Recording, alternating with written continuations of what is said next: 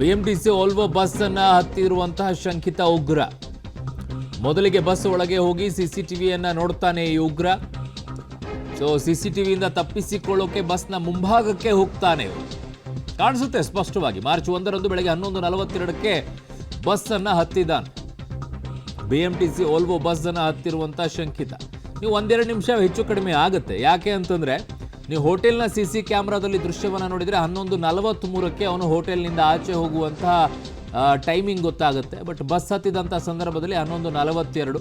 So ಒಂದಿಷ್ಟು ವ್ಯತ್ಯಾಸಗಳು ಆಗಿರುತ್ತೆ ಟೈಮಲ್ಲಿ, ಒಂದೆರಡು ನಿಮಿಷದ್ದು ಹಿಂದೆ ಮುಂದೆ. ಈಗ ಕೆಲವೊಂದು ಟೈಮಲ್ಲಿ ನಿಮ್ಮ ಮೊಬೈಲು ಮತ್ತು ನಿಮ್ಮ ವಾಚಿಗೆ ಹಾಕ್ಕೊಂಡಾಗ್ಲೇ ಅಲ್ಲೇ ಒಂದೆರಡು ನಿಮಿಷದ ವ್ಯತ್ಯಾಸಗಳು ಕಾಣಿಸ್ಕೊಂಡಿರುತ್ತೆ, ಕರೆಕ್ಟಾಗಿ ನೋಡಿದ್ರೆ, ಅಬ್ಸರ್ವ್ ಮಾಡಿದ್ರೆ.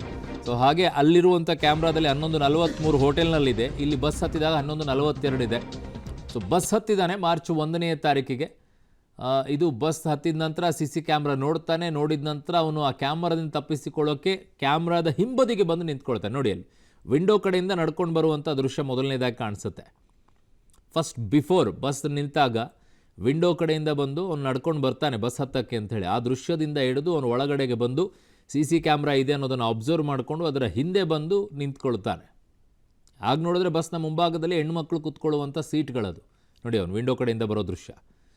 ಬಂದ ನಂತರ ಒಳಗಡೆ ಕೂತ್ಕೊಳ್ತಾನೆ. ಅಲ್ಲಿ ಹೆಣ್ಮಕ್ಳು ಕೂತ್ಕೊಳ್ಳೋದಿದೆ. ಆದರೆ ಅಲ್ಲಿರುವಂಥ ಕಂಡಕ್ಟರ್ಸ್ಗಳು ಅವ್ರನ್ನ ಹಿಂದೆ ಕಳಿಸಿದ್ರ ಅಥವಾ ಮುಂದೆನೇ ಕೂತ್ಕೊಳ್ಳೋಕೆ ಬಿಟ್ರಾ, ನಿಂತ್ಕೊಳ್ಳೋಕೆ ಬಿಟ್ರಾ ಗೊತ್ತಿಲ್ಲ. ಅವ್ನು ನೆಕ್ಸ್ಟ್ ಎಲ್ಲಾದರೂ ಇಳ್ಕೊಳ್ತಾನ ಏನು ಅಂತೇಳಿ ಅದನ್ನು ಬೆನ್ನು ಹತ್ತಿದ್ದಾರೆ. ಎಲ್ಲೂ ಕೂಡ ಮಾಹಿತಿಗಳು ಈಗ ಪೊಲೀಸರಿಗೆ ಸಿಕ್ಕಿದೆ. NIA ಬಳಿಯೂ ಕೂಡ ಇದೆ. ಇನ್ನೊಂದು ಬಸ್ನಲ್ಲಿ ಅವನು ಕೂತಿರುವಂಥ ದೃಶ್ಯವನ್ನು ನೋಡ್ತಾ ಇದ್ದೀರಾ. ಅವನು ಕ್ಯಾಪ್ ಎಲ್ಲ ತೆಗೆದಿದ್ದಾನೆ. ಅದರಲ್ಲಿ ಪಕ್ಕ ಯಾರಿಗಾದರೂ ಗೊತ್ತಿರುತ್ತೆ, ಅವನ ಗೆಳೆಯರು, ಅವನ ಸಂಬಂಧಿಕರು, ಇನ್ಯಾರೋ ಅಕ್ಕಪಕ್ಕದಲ್ಲಿರುವಂಥವ್ರು. ಒಂದ್ಸಲ ನೋಡಿ ಅಬ್ಸರ್ವ್ ಮಾಡ್ಕೊಳ್ಳಿ. ಯಾವ್ಯಾವುದನ್ನು ಶೇರ್ ಮಾಡ್ಕೊಳ್ತೀರಾ ನಿಮ್ಮ ಮೊಬೈಲ್ಗಳಲ್ಲಿ, ವಾಟ್ಸಪ್ಗಳಲ್ಲೆಲ್ಲ. ಇಂಥದ್ದನ್ನು ಆ್ಯಕ್ಚುಲಿ ಶೇರ್ ಮಾಡಬೇಕಾಗಿದೆ. ಇಂಥವನನ್ನು ಟ್ರೇಸ್ ಮಾಡೋದರಲ್ಲಿ ಬಹುಮುಖ್ಯ ಪಾತ್ರವನ್ನು ವಹಿಸಬೇಕಾಗಿರುವಂಥದ್ದು ನಿಮ್ಮ ಕೈಯಲ್ಲಿರುವಂಥ ಮೊಬೈಲ್.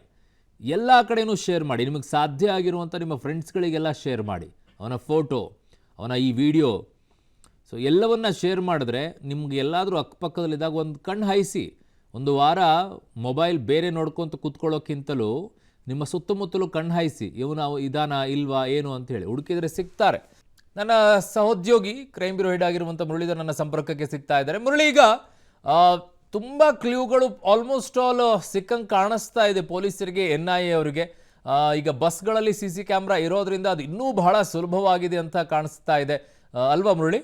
ಖಂಡಿತ ಅರುಣ್, ಯಾಕಂದ್ರೆ ಈ ಪ್ರಕರಣಕ್ಕೆ ಸಂಬಂಧಪಟ್ಟಂತೆ ಆತನ ಚಲನವಲನಗಳನ್ನ ಸಂಪೂರ್ಣವಾಗಿ ಈಗಾಗಲೇ ಅಧಿಕಾರಿಗಳು ಏನೋ ಹಿಂದೆ ಪತ್ತೆ ಹಚ್ತಾ ಇರುವಂತದ್ದು. ಆದ್ರೆ ಈಗ ಪ್ರತಿಯೊಂದು ಕೂಡ ಕ್ಷಣಕ್ಕೂ ಕೂಡ ಒಂದಷ್ಟು CCTV ಫುಟೇಜಸ್ ಗಳಿರ್ಬೋದು ಮತ್ತು ಬೇರೆ ಬೇರೆ ಬೇರೆ ವಿಚಾರಗಳಿರ್ಬೋದು, ಇವೆಲ್ಲ ಕೂಡ ಬೆಳಕಿಗೆ ಬರ್ತಾ ಇದಾವೆ. ಈಗ ಸದ್ಯಕ್ಕೆ BMTC ಬಸ್ ನಲ್ಲಿ ಆತ ಓಡಾಡುವಂತದ್ದು ಮಾಂಬನ ಇದ್ದಾದ ನಂತರ ಆತ ಬಸ್ ಅನ್ನ ಇನ್ನೊಂದು ಬಸ್ ಅನ್ನ ಹತ್ತುತ್ತಾನೆ. 11:43 ಆತ ಬಸ್ ಹತ್ತಿರುವಂತದ್ದು. ಜೊತೆಗೆ 11:43 ಆತ ಬಸ್ ಹತ್ತಿರುವಂತದ್ದು. ಜೊತೆಗೆ ಅಲ್ಲಿಂದ ಸ್ವಲ್ಪ ದೂರಕ್ಕೆ ಹೋಗಿ ಮತ್ತೊಂದು ಬಸ್ ಅನ್ನ ಇಳಿದಿರುವಂತಹ ದೃಶ್ಯಾವಳಿಗೂ ಈಗ ಪಬ್ಲಿಕ್ ಟಿವಿಗೆ ಎಕ್ಸ್ಕ್ಲೂಸಿವ್ ಆಗಿ ಸಿಕ್ಕಿರುವಂತದ್ದು. ಆ ದೃಶ್ಯಾವಳಿಗಳಲ್ಲಿ ಸಂಪೂರ್ಣವಾಗಿ ಆತ ಕೇವಲ ಈ ಹಿಂದೆ ಬೆಳಗ್ಗೆ ಎಲ್ಲ ಸಿಗ್ತಾ ಇದ್ದಂತ ಒಂದು ಫೋಟೋ ಏನಿತ್ತು, ಆತ ಶರ್ಟ್ ಅನ್ನ ಬದಲಾಯಿಸಿದ್ದ. ಒಂದು ಟೀ ಶರ್ಟ್ ನಲ್ಲಿ ಮತ್ತು ತಲೆಯಲ್ಲಿ ಕ್ಯಾಪ್ ಏನಿತ್ತು, ಕ್ಯಾಪ್ ಅನ್ನ ರಿಮೂವ್ ಮಾಡಿದ ಅನ್ನೋದ್ರ ಬಗ್ಗೆ ಮಾಹಿತಿಗಳು ಸಿಕ್ಕಿತ್ತು. ಅದಕ್ಕೆ ಪೂರಕವಾದ ಸಾಕ್ಷಿಗಳಂತೆ ಅದ ಫೋಟೋ ಕೂಡ ಆತನ ಫೋಟೋ ಕೂಡ ಸಿಕ್ಕಿತ್ತು.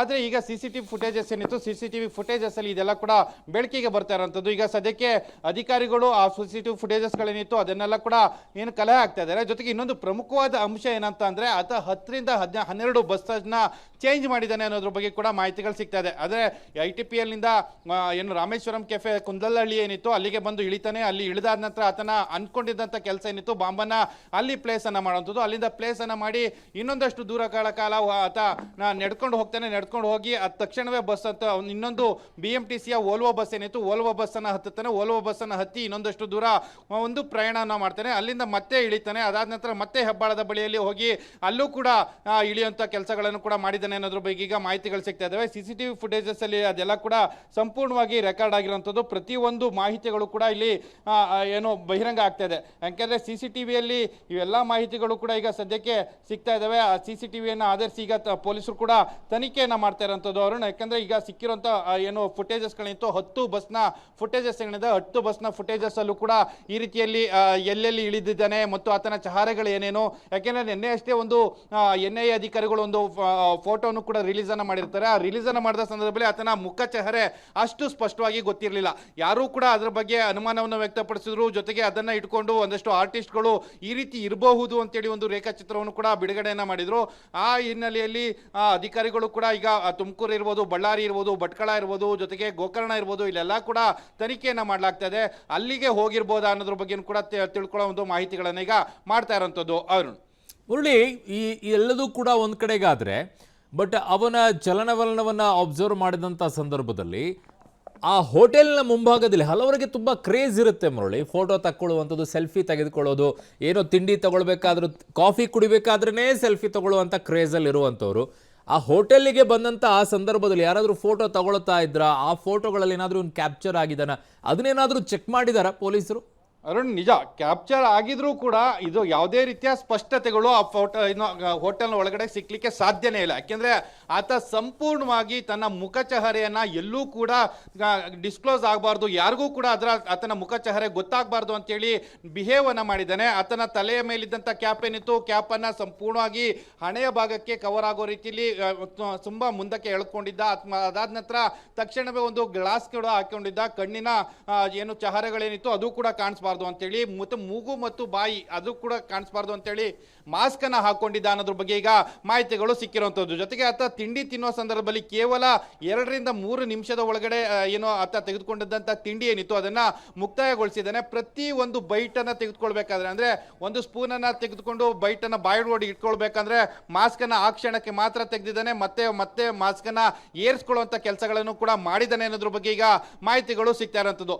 ಈ ಮಾಹಿತಿಗಳನ್ನ ಆಧರಿಸಿ ಪೊಲೀಸರು ಆತನ ಮುಖ ಚಹರೆ ಏನಿತ್ತು ಅದನ್ನ ಏನು ರೇಖಾಚಿತ್ರದ ಮೂಲಕ ಬಹಿರಂಗಪಡಿಸಬೇಕು ಅನ್ನೋದ್ರ ಬಗ್ಗೆನೂ ಕೂಡ ಒಂದಷ್ಟು ಪ್ರಯತ್ನಗಳನ್ನ ಮಾಡಿದ್ರು. ಕೇವಲ 5 ಸೆಕೆಂಡ್ ಕೂಡ ಅವನ ಮುಖ ಸಂಪೂರ್ಣವಾಗಿ ಕ್ಯಾಪ್ಚರ್ ಆಗೋ ರೀತಿಯಲ್ಲಿ ಆತ ಬಿಹೇವ್ ಅನ್ನ ಮಾಡಿಲ್ಲ. ಹೋಟೆಲ್ ಒಳಗಡೆ ತುಂಬಾ ಬೇರೆ ರೀತಿಯಲ್ಲಿ ಆತನ ನಡವಳಿಕೆಗಳಿತ್ತು. ಆತ ಎಲ್ಲೂ ಕೂಡ ತನ್ನನ್ನು ತಾನು ಎಕ್ಸ್ಪೋಸ್ ಅನ್ನ ಮಾಡ್ಕೊಳ್ಳುವಂಥದ್ದಾಗ್ಲಿ ಅಥವಾ ತನ್ನಿಂದ ಈ ರೀತಿ ಆಗಿರ್ಬೋದು ಅಂತದ್ದಾಗ್ಲಿ ಎಲ್ಲೂ ಕೂಡ ಮಾಡಿಲ್ಲ. ಜೊತೆಗೆ ಇನ್ನೊಂದು ಪ್ರಮುಖವಾಗಿ ಅರುಣ್, ಬೆಳಗ್ಗೆ ಅಷ್ಟೇ ಒಂದು BMTC ಬಸ್ನಲ್ಲಿ ಆತ ಪ್ರಯಾಣ ಮಾಡ್ತಾ ಇರೋಂಥ ಕೊನೆಯ ಸೀಟ್ ಏನಿತ್ತು, ಕೊನೆಯ ಸೀಟ್ನ ಮಧ್ಯದ ಭಾಗದಲ್ಲಿ ಕೂತಿದ್ದ ಅನ್ನೋದ್ರ ಬಗ್ಗೆ ಒಂದು ಫೋಟೋ ರಿಲೀಸ್ ಆಗಿತ್ತು. ಅಂದ್ರೆ ರಿಲೀಸ್ ಅಂದಕ್ಕಿಂತ ಅದು ಮಾಧ್ಯಮಗಳಲ್ಲಿ ಬರ್ತಾ ಇತ್ತು. ಆ ಫೋಟೋದಲ್ಲಿ ಆತ ಮಾಸ್ಕ್ ಅನ್ನ ತೆಗೆದಿರ್ತಾನೆ, ತಲೆ ಮೇಲಿದ್ದಂಥ ಟೋಪಿಯನ್ನ ತೆಗೆದಿರ್ತಾನೆ, ಕಣ್ಣ ಮೇಲಿದ್ದಂಥ ಗ್ಲಾಸ್ ಏನಿತ್ತು ಅದನ್ನು ಕೂಡ ತೆಗೆದಿರ್ತಾನೆ. ಜೊತೆಗೆ ಆತ ವೇರಿಂಗ್ ಅನ್ನ ಮಾಡಿದಂಥ ಶರ್ಟ್ ಏನಿತ್ತು, ಶರ್ಟ್ ಅನ್ನು ಕೂಡ ತೆಗೆದಿದ್ದ. ಜೊತೆಗೆ ಬೇರೊಂದು ಟೀ ಶರ್ಟ್ ಅನ್ನ ಹಾಕೊಂಡಿದ್ದ ಅನ್ನೋದ್ರ ಬಗ್ಗೆ ಸ್ಪಷ್ಟವಾಗಿ ಗೊತ್ತಾಗ್ತದೆ. ಯಾಕೆಂದ್ರೆ ಆತ ರಾಮೇಶ್ವರ ಕೆಫೆ ಒಳಗಡೆ ಬರೋ ಸಂದರ್ಭದಲ್ಲೇ ಟೀ ಶರ್ಟ್ ಅನ್ನು ಕೂಡ ಒಳಗಡೆ ಧರಿಸಿದ್ದ. ಅದರ ಮೇಲೆ ಈ ಏನು ಫಾರ್ಮಲ್ ಶರ್ಟ್ ಅನ್ನು ಕೂಡ ಹಾಕೊಂಡಿದ್ದ ಅನ್ನೋದ್ರ ಬಗ್ಗೆ ಕೂಡ ಈಗ ಮಾಹಿತಿಗಳು ಸಿಗ್ತಾ ಇರುವಂತದ್ದು. ಆ ರಿಮೂವ್ ಅನ್ನ ಮಾಡಿದ ಬಳಿಕ ಇನ್ನೊಂದು ಪ್ರಮುಖವಾದ ಅಂಶ ಅರುಣ, ಇಲ್ಲಿ ಈಗ ಸಿಗ್ತಾ ಇರುವಂತ ಮಾಹಿತಿಗಳ ಪ್ರಕಾರ ಆತ ಧರಿಸಿದಂತ ಕ್ಯಾಪ್ ಅನ್ನ ಹೂಡಿ ಬಳಿಯಲ್ಲಿ ಬಿಸಾಡಿದ್ದ ಅನ್ನೋದ್ರ ಬಗ್ಗೆ ಕೂಡ ಮಾಹಿತಿಗಳು ಸಿಗ್ತಾ ಇದಾವೆ. ಯಾಕೆಂದ್ರೆ ಒಂದಷ್ಟು ಬೇರೆ ಒಂದು ಕಾರ್ಯಕ್ರಮಕ್ಕೆ ಹೋದ ಕಾರ್ಯಕ್ರಮ ಅನ್ನೋದು ಇನ್ನೂ ಕೂಡ ಕ್ಲಾರಿಫೈ ಆಗಿಲ್ಲ. ಯಾಕೆಂದ್ರೆ ಅಧಿಕೃತವಾಗಿ ಅದ್ರ ಮಾಹಿತಿಗಳು ಸಿಗ್ತಾ ಇಲ್ಲ. ಅದೊಂದು ಕಾರ್ಯಕ್ರಮಕ್ಕೆ ಹೋಗಿ ಆತ ಹೊರಗಡೆ ಬರೋ ಸಂದರ್ಭದಲ್ಲಿ ಆ ಕ್ಯಾಪ್ ಅನ್ನ ಬಿಸಾಡಿದ್ದ. ಅದನ್ನ ಈಗ ಪೊಲೀಸರು ವಶಕ್ಕೆ ತೆಗೆದುಕೊಂಡಿದ್ದಾರೆ ಅನ್ನೋದ್ರ ಬಗ್ಗೆನೂ ಕೂಡ ಮಾಹಿತಿಗಳು ಸಿಗ್ತಾ ಇದಾವೆ. ಇದೆಲ್ಲ ಕೂಡ ತನಿಖೆಯಲ್ಲಿ ಬಯಲಾಗ್ತಾ ಇದಾವೆ. ಒಂದೊಂದೇ ಮಾಹಿತಿಗಳೇನಿತ್ತು ಅದನ್ನೆಲ್ಲ ಕೂಡ ಕ್ರೋಢೀಕರಿಸ್ಕೊಳ್ತಾ ಇರೋಂಥದ್ದು. ಆತನ ಚಹರೆಯನ್ನ ಪತ್ತೆ ಮಾಡುವಂಥದ್ದು, ಆತನ ಸುತ್ತಮುತ್ತ ಇದ್ದಂಥವ್ರು, ಆತ ಬೇರೆ ಒಂದು ಕಡೆ ಎಲ್ಲಾದ್ರೂ ಎಸ್ಟಾಬ್ಲಿಷ್ ಆಗಿದ್ನ, ಇದೆಲ್ಲ ಮಾಹಿತಿಗಳನ್ನು ಕೂಡ ಈಗ ಕಲೆ ಹಾಕುವಂತ ಕೆಲಸಗಳನ್ನ ಈಗ ಪೊಲೀಸರು ಮಾಡ್ತಾ ಇರೋಂಥದ್ದು. ಅರುಣ್. ಓಕೆ ಮುರಳೀಧರ್, ನಿಮ್ಮೆಲ್ಲ ಮಾಹಿತಿಗೆ ಧನ್ಯವಾದಗಳು.